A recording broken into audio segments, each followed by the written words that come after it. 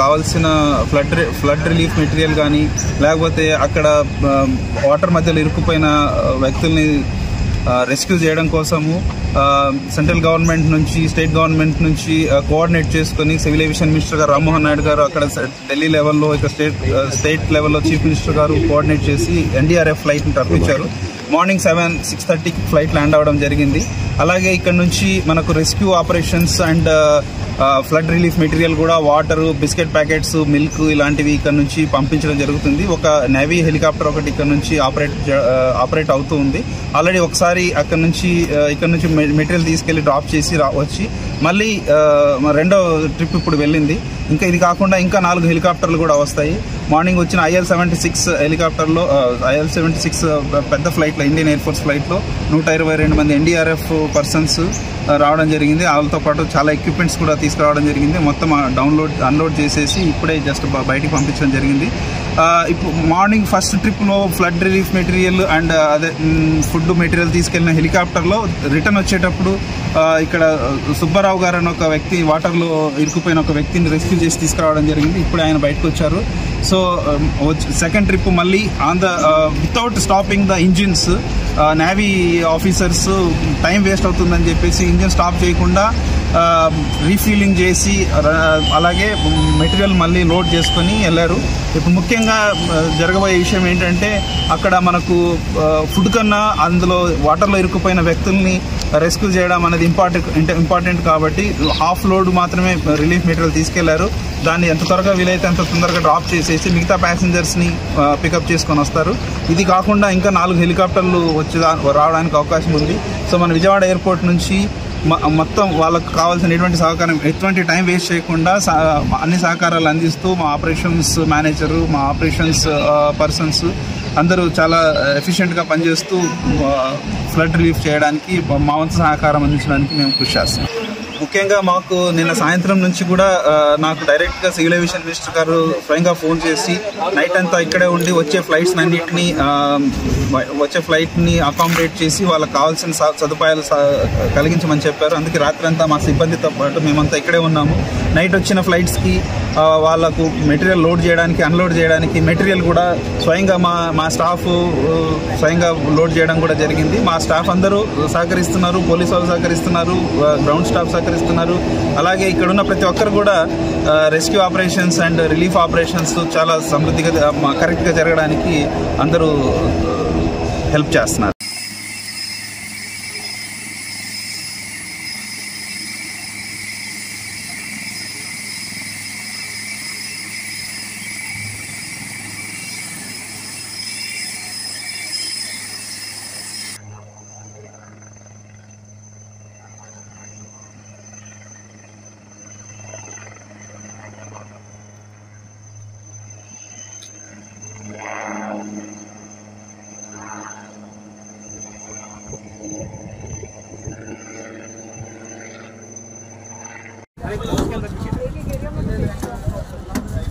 एक एरिया 5 आए हैं तो 2 डाल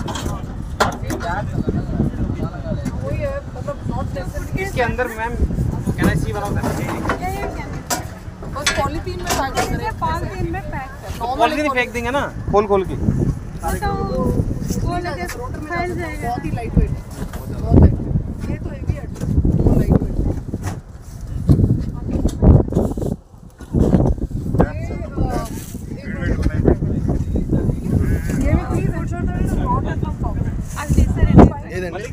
తీసారండి మెడిసిన్స్ తీసారు. ये नॉट्स इसके खुले जिसके हैं वो खुलने का चाहते हैं, वो देख लेना बस नॉट्स लगा हुआ है.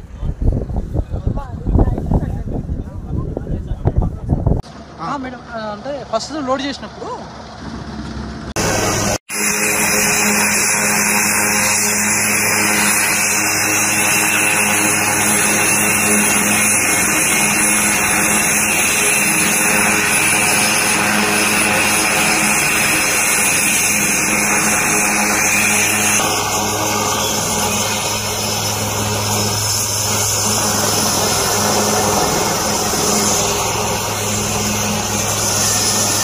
మీడియా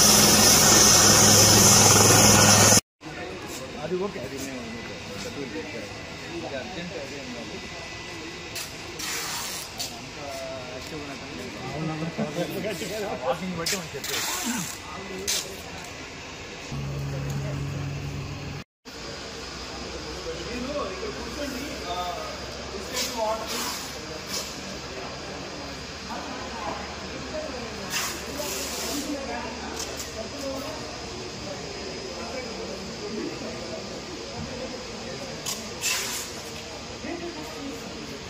రోజుకి ఏం కాదు, ఇటువంటి ఈ రోజు కావాలంటే 1 అవర్ మార్కెట్ పంపించి పిల్లలు ఇస్తాం. రోజు పిల్లలు ఏం కాదు. ఇక్కడ మీ ఊర్లో బాగాలేదు కాబట్టి